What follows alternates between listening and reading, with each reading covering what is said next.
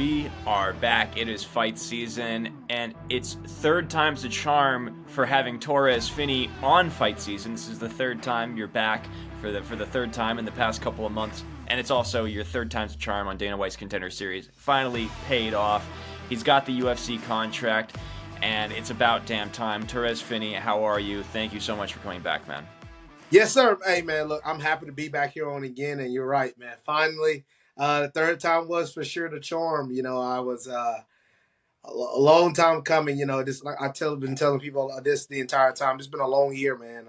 This entire year has been a lot of just crazy whirlwinds, ups and downs. But yeah, man, what a better way to end it off. You know, in my birthday month, and great way to end it. When's your birthday? My birthday's next week, October 24th. Yes, sir. Oh well, happy early birthday. Yes, sir. Congratulations. So I want to get into the fight. I want to get into all of that, but just, you know, I know you've been through a lot getting this contract. It's been a story in the MMA world. Just what was your feeling like when you heard the words that you got the contract, and how did you celebrate? Yeah, man. When I finally got the words, I was like, you know, the feeling is definitely exciting, but my goodness, you know, I already said it. After like the first Contender Series fight, it was more of like, okay, when I'm going to get this contract.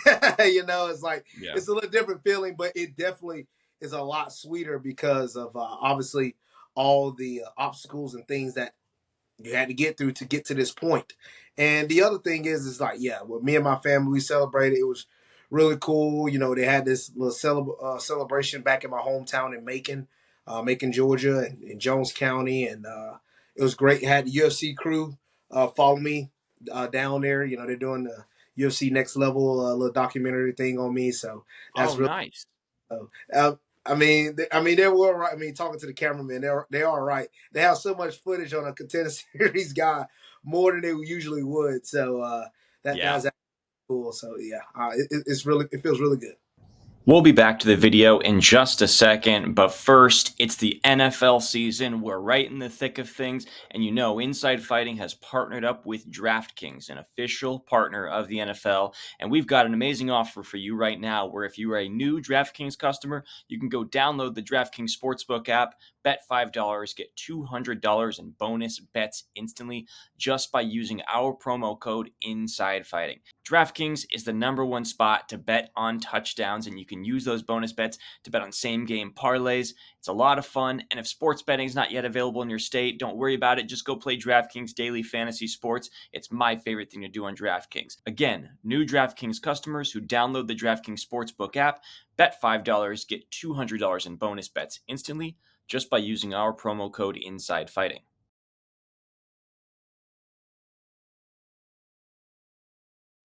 Yeah, they have that extra footage of you. They're like, "Oh God, we got to film this guy again." No, I'm just kidding. But I mean, it's true. Like you're there. I mean, you set a record. Nobody else had done it 3 times in Contender Series.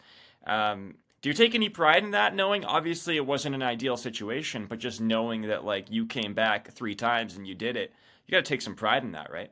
Yeah, I definitely take pride in that record. That's not something I just like sleep on. You know, I know some people might think, you know, it's like, well, they did take it 3 tries, but I said, then again, I had to go in there and win 3 times. You know, nothing against. There's a guy that just fought yesterday. Not yesterday. Yeah, it wasn't Piccini. You know, he fought early in the season, and obviously, you know, he came up a little bit short the second time. I was like, it's hard to constantly win over and over again because again, I feel like on the Contender Series, we're going against other guys that are on the cusp of being UFC ready, or if not already UFC ready. It just depends on who you got. I mean, we've seen fights multiple times, like was it Sadiq Yusuf and Mike Davis? Those are 2 really, really good fighters. They both fought each other on the Contender Series. One had to lose, one had to win.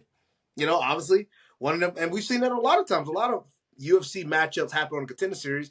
Just one don't get in at the time, while the other one does. And you know, I feel like I fought some tough guys along the way, and I just had to keep getting through them. I mean, heck, I saw a stat. I didn't ever think about it, but somebody put out a stat. On the Contender Series combined, I fought a combined record of 21-3. You know, so I'm going against some tough opponents that will be really, really – these guys were either champions in their regional promotion or in their country, and they were really good at where they're at. So I win against guys, and I feel like I'm battle tested because of that. So yeah, I am very prideful in that 3-0 record. Yes, is that a record ideally when you go on a Contender Series the first time? That's what I want. No, that's not a record you necessarily want, but it's a record we got, and we're proud of it because it just shows the consistency and like staying true and dedicated to the craft. And we're going to keep working hard. We're going to push through anything that's get put in front of us. Absolutely. You know, to go back to your second appearance, obviously the viral moment that happened with you and Dana was sort of, you know, you and I talked about it a little bit. You said that like your family was a little like rubbed the wrong way by the whole thing. Now I have to ask, I saw them celebrating. I saw them. They were fired up when you won the fight. They were fired up when you won the contract. Have they softened up on Dana White a little bit? Are they cool with him now? Yes, they have definitely softened up on Dana White. A little bit helps when he called their name amongst in the contract introduction part. But Right. yeah, they softened up on obviously Dana now. Yeah. So it's definitely it's a lot different now. But yeah, I'm not gonna lie, they were not a fan. Obviously, you know, they were not a fan at all, and they to go back again. But you know, they have always been supportive, and as you see, they're right there with me along the way. So that's one of the beautiful parts, and that's one of the blessings to have. And yeah, it's so great to have a team like that amongst me here at Agogi, and obviously my family and everybody just been so supportive. So it's really good to have that, and those people be there right there along with you. Absolutely. I was happy. I watched it live. I was happy to see it for you. You know, one thing that Dana said when he gave you the contract, he said that you showed a different energy. That's how you fight. That's how you get a contract. Basically saying like that's how you do it. Did you feel like you fought with any different sense of urgency, or do you just feel like things just played out better for you in this scenario than they did in others? Like, do you feel like you actually did fight like more urgently or more aggressively? So yes, that was a little bit part of the game plan, but on the second point you made, is like, did things play out a little bit better in my favor? Yes, I think it did. I told people from the beginning, it's going to be harder for a guy like Arami because of his style to. He was supposed to have a completely different style than me. He had a guy that was literally going to stand up with him that I know of from Nashville, Logan Wood, to turn to a guy who's more grapple heavy, and he's facing him on short notice. Now, yes, I had just got done with a fight, but my style is predicated more on short notice than his style. So because of that, it makes it hard for a guy like him. And now, granted, it was short notice for me too because I had eaten like crap because I thought I was done for the year fighting. Yeah. And you know, he was in training, but I only took a week off, so it wasn't like it was too long. But another weight cut after I just got done cutting weight, another jumping right back into a little bit of a camp. But my style is easier for short notice, or like on 4 weeks short notice, than for him to prepare for a guy like me on short week. And I think compared to like the last fight when I fought Cam had over 12 weeks to prepare for me. That's a long time. And Yeah. he did a lot of those good things in that fight. And, you know, there were some things that I obviously could have got done better in the process. But Cam, you know, he did some really good stuff, you know, and I think a lot of people, again, sleep on a really good fighter. I think Cam's a solid fighter, man. He trains at a really good gym, and I think some people sleep on him, and I get certain matchups causes for certain things. And I just thought Cam, you know, just brought something different, and it made me have to fight differently. But again, I think that shows you see me deal with adversity, come back, and I win that second round. You see me dominate for an entire fight in a decision, and then you see me go out here and get a win in the first round by finish ground and pound. So you see me do it all types of ways in this entire year. You see me do it all type of ways. So I think by me going through this trial and error, it's no different than me being on a regional promotion like LFA, Fury, or Icon, whatever, and going through these same opponents. I just did it in front of the whole world, constantly in the process of trying to get a contract. So I think this helped me get battle tested and helped me be even more prepared for the UFC. Yeah, that leads me sort of right into my next question perfectly. How has life and preparation like changed for you now that you get to call yourself a UFC fighter? Has anything changed for you in that regard? Is it business as usual? Are you I'm just curious, like, how has it changed your life knowing that now you are a UFC fighter?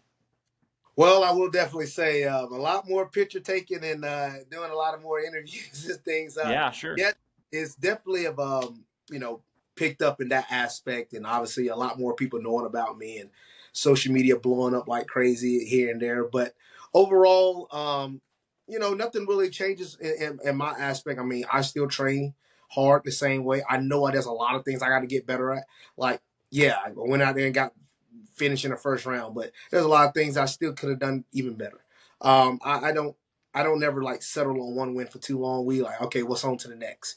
I mean, because you got to worry about that next fight. And I know there's a lot of things I still got to clean up and get better at, but I'm not, I've never been complacent. I never stayed complacent because for one, I've only been doing MMA for 4 years and I'm already, again, I just got in the UFC 10-0 as a pro in just the span of 4 years. So I know like putting the work in and the efforts and the guys that I've been able to compete with, like these guys I've been competing with has been fighting for years upon like over a decade, Yeah. some like 12 years. So these guys have been having that mixed martial art experience for so long. Granted, I did wrestle, but I never had the intentions of wrestling to do MMA. I wrestled because just to do it. So you have certain guys that do jiu-jitsu with the intentions of MMA or doing striking with the intentions of doing MMA. So me, that was never a thing for me. So I'm learning all of this still, and I'm still learning. I still have that learning mindset.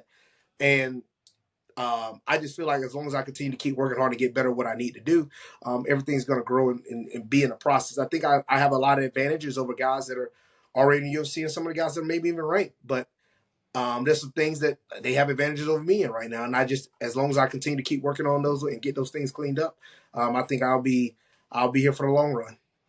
What is it that you think that in particular that you feel like you should like what advantages do you think that you have over some guys in middleweight division versus like what do you think you need to work on to be able to like adapt to the UFC level?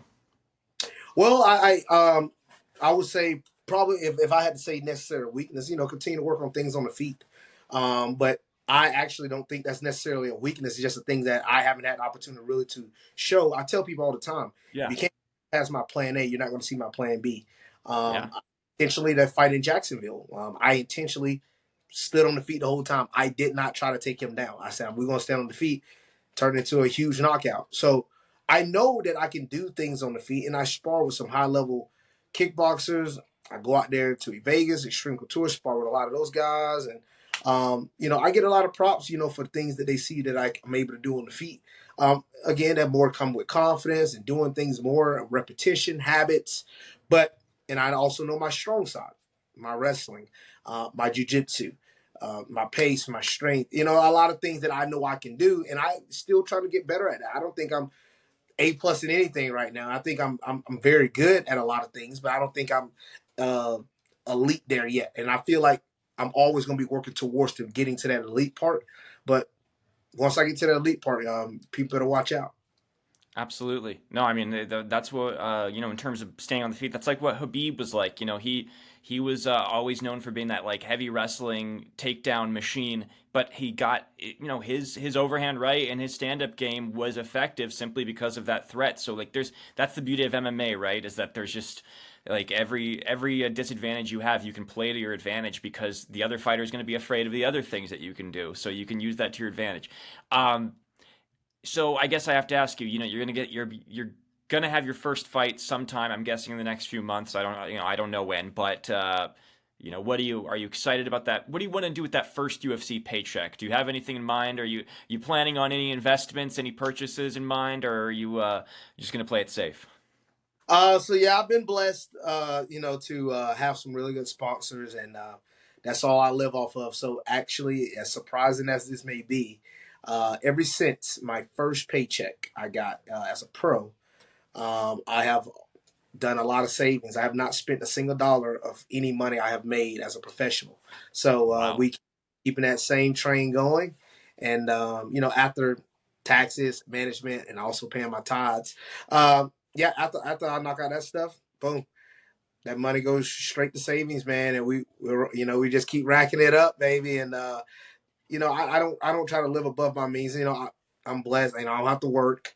I make good money with sponsorships and stuff. So I don't really. I'm not a guy that goes and buys a lot of things in it. I will say I'm an eater, so I will spend some eating. That's one thing. Like there's almost there is a number, but it's almost close to like no number too high for me to get something I want to eat. Yeah, absolutely. But besides that, I don't spend really too much in anything like that. So, yeah, the first UFC paycheck, we get it. Hopefully, we get the bonus too. But it's always going to go down, and we're just trying to set up ourselves up after fighting. I know this is not a thing I can do forever. I'm definitely going to try to do it for as long as possible because I love this. I really do. I love this sport. But I know we can't do it forever, so I'm just setting myself up for the long run. Absolutely. I mean, that's what making money is all about. It's like you use your money to look good or eat good. So, pick which one you want to use. Talk a little bit, this is briefly, I want to move on here, but just briefly, you had a lot of support from fans. There were a lot of people on the internet who were just like, it was one of the more unique situations, I think, in terms of a guy. It was a prospect on Dana White's Contender series where the fan base kind of like really got behind you. Just talk a little bit about that and the support you got. And do you feel like it played sort of a role in getting you to where you are? I think it did. I think, and I also give credit to MMA Today when I did their interview on them with them. It opened the door. And now I will say first, Dana White opened the door when he said get more fights, and then they helped open the door a little bit even more when they asked me why I didn't get more fights, and obviously the Ultimate Fighter stuff. And I think when fans got a chance to know about that, because there was a lot of people like, he's won twice, he's already got a finish, he's shown he can go the distance, what more does he have to do? And then, man, like when I put out that message, on my Instagram and on Twitter, I'm fighting the third time on the Contender series, dude, so many people got behind me, lots and lots of people, fans all over it, sending me messages. I had different UFC fighters sending me messages. We got to get I'm one of them, man. I'm one of them. I got to give myself some credit. I'm one of them. Yes, man. Hey, I thank you so much, brother. You got it. And, man, yeah, so many people got behind me saying, you got to get it done. I had certain UFC guys. I want to fly you out so we can get this. We're going to get this contract. So many people doing that, and I thank everybody who put the time and effort in anything to help me get to this point, and all the people that supported me to help me get to this point. I thank all the fans very much because obviously your voices are definitely heard, and yeah, man, I think it helped me to push behind it. I know I had a lot of people rooting for me. Like, Finney, you got to get this doggone thing. So, man, we went out there and handled business. Love it. So now you're 10-0. You're a UFC fighter. Are there any opponents that you have in mind? Is there any sort of like matchup that you're hoping to target, or are you just sort of just whatever comes? Whatever comes, man. I really do, man. I'm confident just about against anybody that there is. I know there's some guys I got to work up towards, like the top of the division, obviously with Drikas, Chimaev, Whittaker, Izzy, all those guys up there, Paulo Costa, but, and some people might like doubt me and say whatever they want, but I don't feel like I'm too far from them, and I feel like just, a year or two, like I'm going to be right there in that conversation, and I'm just really confident in like what I'm able to bring to the table, and I'm really confident in what I'm able to do inside that cage. So I'm it really doesn't matter, man. But I will say this: I have a slight feeling one day, me and Bo Nickal, I feel like that fight is going to happen one day, and I love that. So, probably not on the radar right now, obviously, but sooner or later, I feel like that fight's going to happen. I love that. He has his dream fight is Khamzat Chimaev apparently, but I agree with you. I think that you're going to be one of the better wrestlers in that division. How does a fight with you and Bo Nickal look? I think it's gonna be interesting. I've watched a good bit of him, and I respect him a lot. I definitely think as time goes on, he's gonna continue to keep getting better overall. I'm excited to see his fight against Paul Craig, man. He's one of the guys I like watching too. So, Yeah, I definitely got a lot of respect to him, and I definitely like watch him a good bit. And I just really think I think a lot of people sleep on my wrestling. I've been able to wrestle with a lot of high level guys. Certain guys have been in the Olympics, certain guys that have national champions. You know, obviously I know the accolades of Bo Nickal, but I think a lot of people sleep on my wrestling, Yeah. and a lot of people sleep on my striking. So I think we could be seeing an aspect a little bit very similar to like how Usman and Kobe Covington fought each other.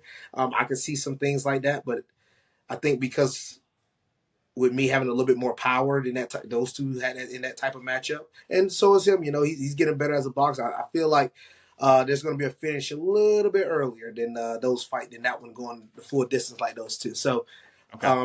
we would love to have that matchup one day, and definitely a lot of respect to him, man. But yeah, that's something that I feel like is going to be on the horizon. I love that. That sounds like I'm sign me up for that one. Uh, so on that note, thank you so much for your time, man. I appreciate it. Just have a few more things for you. We got a big middleweight title fight. Well, it seems like this is going to be the fight. It seems like it's going to be Strickland versus du Plessis. Obviously, you've trained with Strickland a little bit. Just curious what your thoughts are on that rematch and who you got. Yeah, man, Strickland's tough, man. So, they always talk about that saying, once a guy becomes a champion, he gets 40% better. And the reason why it's 40% because those guys become that much more confident in their skill set because he just achieved the highest achievement you can do is the world title in the UFC.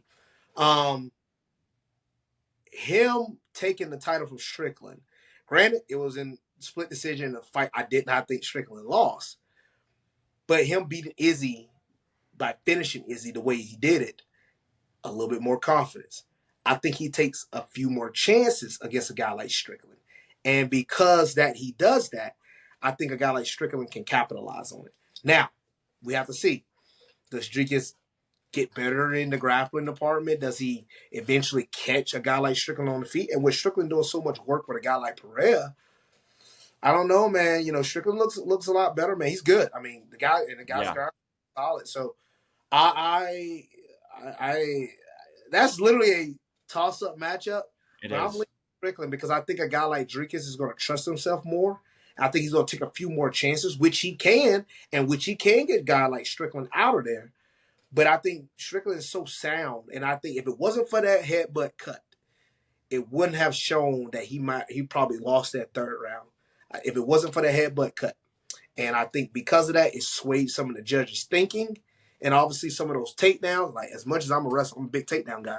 Uh, Yeah. he didn't do anything with them. He just got him, but Strickland was instantly back up, which is how he is in training. He's good about getting back to his feet. And I don't think a guy like Dricus can hold Strickland down. And because of that, I think it's just going to be, I can see another decision. Um, I really can see Sean beating him by decision again. I really can. I love it. I love the breakdown. Another one that we got huge implications in this one. Probably one of the more fascinating matchups you'll ever see at middleweight. Next week we got Khamzat Chimaev versus Robert Whittaker. This is an insane fight. What do you think? The wrestler versus the karate guy. What do you think? So my favorite fighter going into now I'm in the UFC now, but he was my favorite fighter in the UFC, which is Khamzat Chimaev. Uh, Okay. loved I love watching him, man. I watch some of his highlights on Fight Week for myself. I love watching him fight. So, yeah, it's gonna be hard for me to pick against my boy. But Yeah. I will say, I know a lot of people keep bringing up cardio for a guy like Chimaev because he is a heavy sprinter. He sprints hard. The problem is, can a guy like Whittaker survive that first or second round? Now, I know, could he? Because people like to compare like Yoel Romero and all these guys, but this is a Yoel Romero who wasn't. Yoel Romero was powerful, explosive, great wrestler, but Yoel Romero doesn't have that type of activity. Chimaev has a lot of pressure. He stays forward. He doesn't back up. So because of that constant pressure and that constant chain wrestling and that constant uh, positional control once he get on top, man, when I saw what he did to Usman, I know Usman took it on short notice. Don't get me wrong. Usman took it on short notice. Yes. But still, it's the wrestling part. It's the being able to implement your game plan inside of the cage. And you would never think nobody just ragdoll Usman. Granted, he only did it the first round, but you still wouldn't think Yeah. nobody do it for 5 straight minutes. he did that. I saw how Dricus did Whittaker. I don't think Dricus is even close in the area of grappling as Chimaev. Granted, Dricus is more of a brute. He's more like strong physical. Yeah. I know if Whittaker got to get past round 2. If he gets past round 2, it's a toss-up. Then that's when I'm like, okay, it's a different fight. But I feel like those first 2 rounds, because he ain't got to cut as much, I think he gained some weight, but he still ain't got to cut as much. Then he's with his original coaches. I think that's another thing that plays a factor. I don't know, man. I think my boy Chimaev gets him out of there in under 2 rounds. Under 2 rounds is my prediction. I like that breakdown. I appreciate it. Do you think he's like the best wrestler in the UFC right now, would you say? What are we? All right, MMA wrestling or just pure wrestling? MMA wrestling. Yes. Yeah. Chimaev is the best MMA wrestler that there is. I know pure wrestling. Got a guy like Bo, obviously. Right. Yeah. There's some other guys in there, but like, I think again, some people sleep on a guy like Chimaev wrestling, and not to toot my own horn, but I feel like I'm going to be up there. Like I feel like I'm in that. I say at least top 10 for wrestling in the UFC. I feel like I'm definitely up there. I know I don't have the accolades and things of that nature, but I feel like I can take down anybody and be able to control them once I take them down. Anybody in UFC, I feel like I can do that. And it's not just me just speaking it. I've seen myself be able to go with some high level guys. And I feel like I can take down just about anybody. So I feel like I'm going to be up there in that discussion soon. I just got to continue to keep proving it. This is just me talking, but I got to go out there and show it. But I feel like I'm going to be in that discussion myself soon. I love that. I just saw a video of Khamzat Chimaev wrestling a Paris Olympian. I forget his name. I apologize, but he was a Paris Olympian, and he was giving him work on the mats. You think how does it look between you and Khamzat on the mats? Ooh, that'll be a good one, then. I ain't gonna lie. That'll be a good one. That'll be a fun one. Yeah. I saw Chimaev how he went with a guy like Luke Rockhold. It was like, okay. I know. Yeah. He's special, man, but right. I don't know, man. It's like, because you look at a guy like me and you look at my body type, how I'm built. I feel like I give people problems because when I used to wrestle high level with some other guys, they would always talk about my height, strength because of my height, things of that nature. It helps me. So I think, like I said, I think some people will sleep on me. I know they will, but I think I go out there and showcase a huge skill set, and I don't think a lot of people really respect, but it'll gain respect soon. Let's break the internet. You're going to take out Khamzat. No, I'm just kidding. All right, bro. Hey, man, you're awesome. Give it some time. Absolutely. You're awesome. I'm so happy for you, bro. The last question I have for you, for all the guys that go on Contender Series that have to, they have to make multiple efforts, they don't get it the first time, what advice would you give to somebody who was in the same position you were in? Be stubborn. I say this all the time. Be stubborn for success. Do not let nobody, no matter how many no's you get in life, keep going till you get that one yes. And you hear it all the time, like don't never give up, never give up. And that's easier said than done because, I've been hearing from a lot of people, man, they give me credit based off the fact that I didn't quit or I didn't spiral out because after what Dana said. And I tell people, man, words are words. Yes.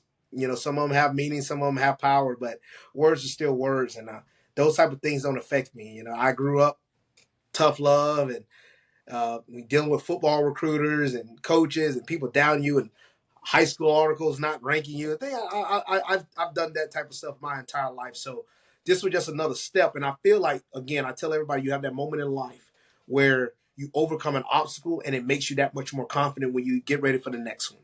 And because I went through those type of things when I was in high school, really good guys and, constantly, oh, you're too short, you're not big enough, you're too small for this weight class. When I was in wrestling, you're not big enough, you're too small. I would hear that all the time. And yet I overcome and won in every single thing, been successful in everything I put my mind to. You're not good enough to play D1. You're not good enough to get a scholarship, earned a scholarship, walked on, did all those type of things. So when you hear that constantly, to hear what Dana White said, like I said, I respect Dana White, but what he said after that second fight, that didn't even make my top 5, you know, like Yeah. from what I heard throughout my life. But I said again, it's just another obstacle where it makes me even more confident that I know I can approach it and I'll overcome it. And just continue to be stubborn for success, man. Don't let nobody negate you from what you want to do in life. Love that. Couldn't agree more. Torrez Finney, the UFC's newest middleweight. Congratulations, man. I'm happy for you, and I can't wait to see how your first fight plays out and what comes next for you. Thank you so much for joining me once again. Yes, sir. Thank you, Jesse. Anytime, bro. All right.